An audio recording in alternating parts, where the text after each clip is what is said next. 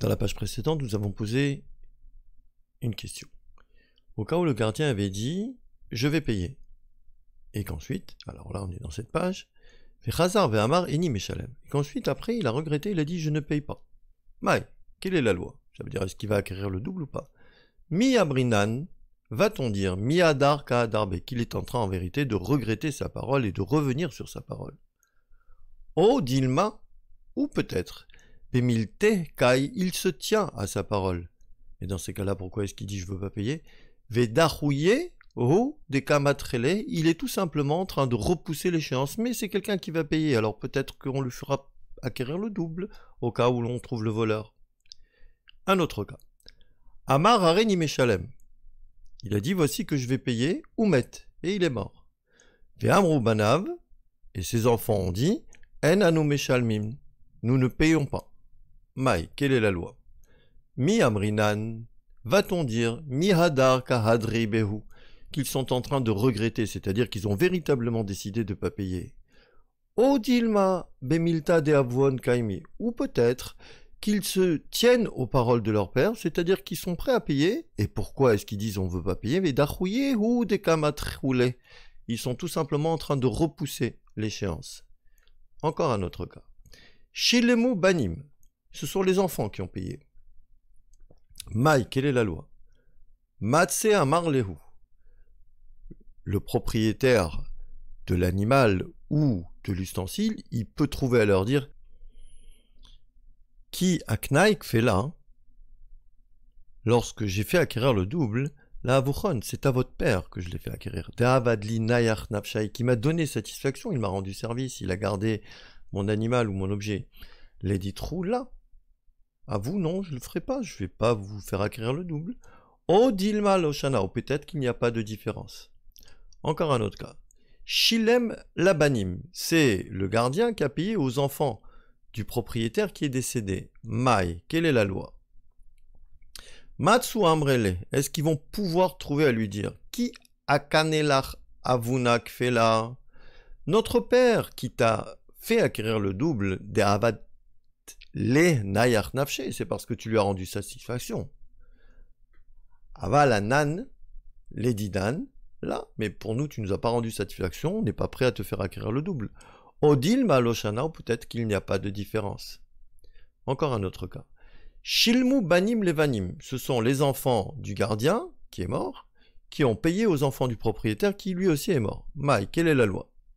Shilem merza, si le gardien a payé la moitié de la valeur de l'animal ou de l'ustensile. Maï, quelle est la loi?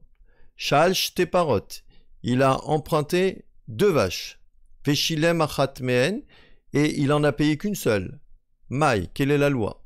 Shal minatu shutafin, il a emprunté à des associés. Veshilem leechad mehem, il a remboursé la part d'un des associés, mais pas l'autre.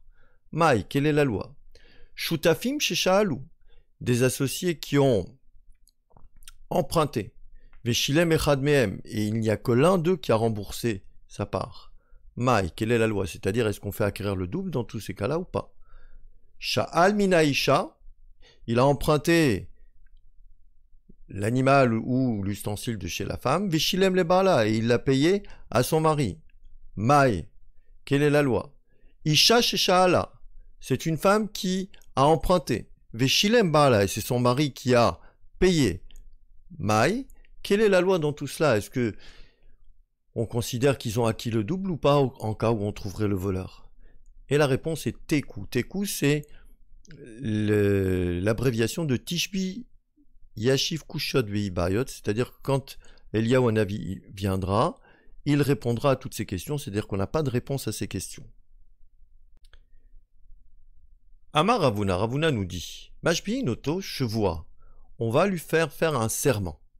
Chez Ena Bishruto, que l'animal ou l'objet n'est pas en sa possession.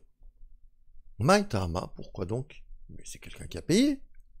Chaishinan Shema Ena Vnatanba, on a peur qu'il n'ait convoité, qu'il n'ait eu envie de s'approprier de cet animal ou de cet objet, et qu'il va prétendre que lui, il est de bonne foi, qu'il veut payer, qu'en vérité, il veut garder l'objet.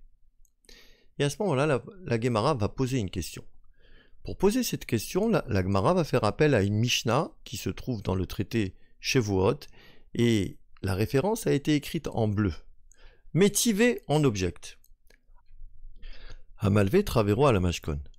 Celui qui prête de l'argent à son ami en l'échange d'un gage, c'est-à-dire que le gage est retenu chez le prêteur. Ve'avad amashkon. Et le gage a été perdu. Ve'amarlo. Et le prêteur lui dit, c'est là il vitira alav. Je t'ai prêté en l'échange du gage un sela, c'est-à-dire 4 dinars ou 2 shekels. Shekel hayashave, il ne valait que la moitié du prêt. Il valait 1 shekel. Ve'ala omer, l'autre dit, lo, non. Qui est là, sela il vitani alav, tu m'as prêté un sela, sela hayashave. Il valait 1 sela. Patour, il est quitte. Deuxième cas. Le prêteur dit, c'est là il vitira alav. Je t'ai prêté un sela. Shekel hayashave, il ne valait que 1 shekel, c'est-à-dire 2 dinars. Ve'ala omer, et l'emprunteur dit, lo, non, qui est la sela il vitani alav, tu m'as prêté un sela, shlosha dinarim hayashave, il valait 3 dinars, c'est-à-dire que l'emprunteur reconnaît qu'il lui doit encore 1 dinar. Chayav, il doit jurer, il est passible d'un serment. Pourquoi ? Parce qu'il a reconnu une partie de ce que lui réclame le prêteur. Le prêteur lui réclame 2 dinars. Et lui, il reconnaît qu'il doit encore 1 dinar. Donc il doit jurer. Mais que va-t-il jurer ? Il va jurer que le gage valait 3 dinars, effectivement. Et il doit rembourser le dinar qu'il a reconnu.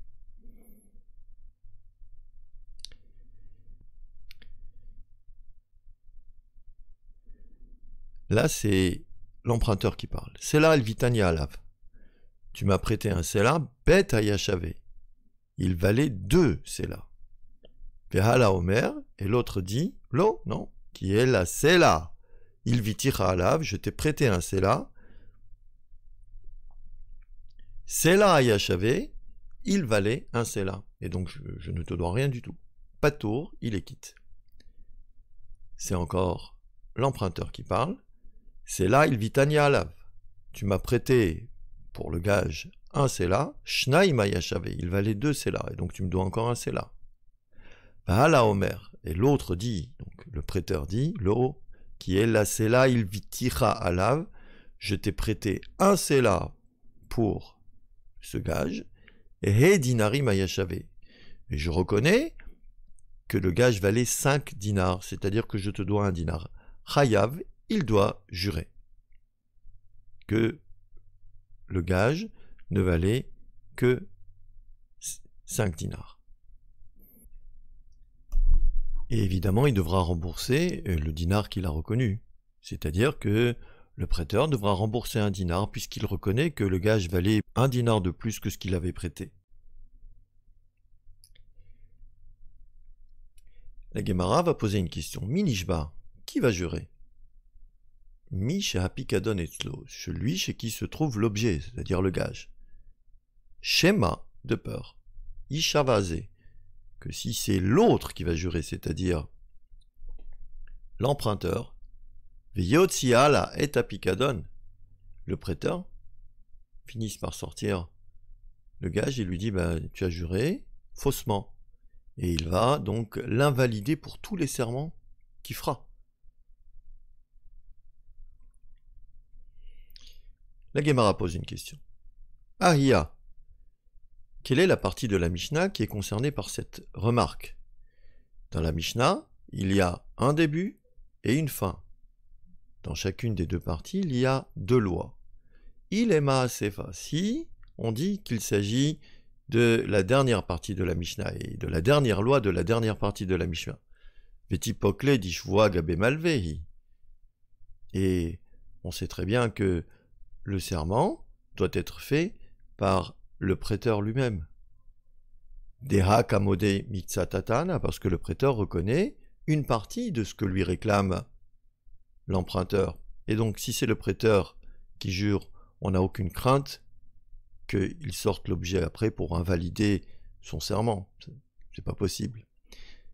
Et là, Amar Shmuel, mais Shmuel nous dit que la remarque que l'on a fait un tout petit peu plus haut concerne Aresha, concerne le début de la Mishnah. Maya Aresha, que veut dire le début, c'est-à-dire quelle partie du début? Asefa Deresha. Cela concerne la dernière partie du début de la Mishnah, c'est-à-dire la deuxième loi. Et la voici. C'est là il vitira alav. C'est le prêteur qui parle. Je t'ai prêté un sela, shekel hayashave. Et le gage que tu m'as donné ne valait qu'un shekel, c'est-à-dire la moitié. Ve'ala Omer. Et l'autre dit, non, qui est la sela il vitani alav, tu m'as prêté un sela, shlosha dinarin hayashave. Il valait 3 dinars. Ce qui veut dire que je reconnais que je te dois encore 1 dinar, mais 1 dinar c'est tout. Parce que le gage valait 3 dinars. Chayav, il est tenu de jurer. Et on avait dit qu'il jurait que le gage valait 3 dinars. Dit Shvua gabelovehu. Et le serment, donc c'est l'emprunteur qui le fait. Ve'amur rabanan, mais les chachamim ont dit l'ishtavar malvé. Il vaut mieux que ce soit le prêteur qui jure. Shema ishava ze, de peur que l'emprunteur ne jure, viyotzihala et apikadon, et que l'autre ne fasse sortir de chez lui le gage qu'il cachait jusqu'à présent et qu'il lui dise tu as juré faussement. Et la Gemara va poser une question. Ve'im, mais si. Et la suite, ce sera la prochaine vidéo.